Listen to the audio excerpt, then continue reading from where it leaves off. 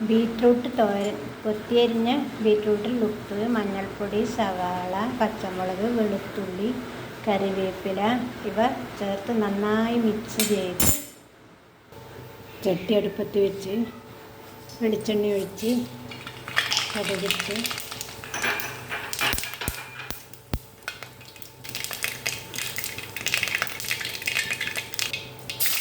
ഉള്ളി, കറിവേപ്പില, ഉണക്കമുളക് മിക്സ് ചെയ്ത് ബീറ്റ്റൂട്ട് ചേർത്ത് കൊടുക്കാം.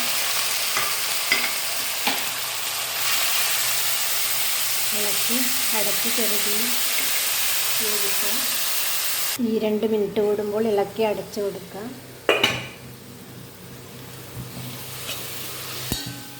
അടച്ച് കൊടുക്കാം.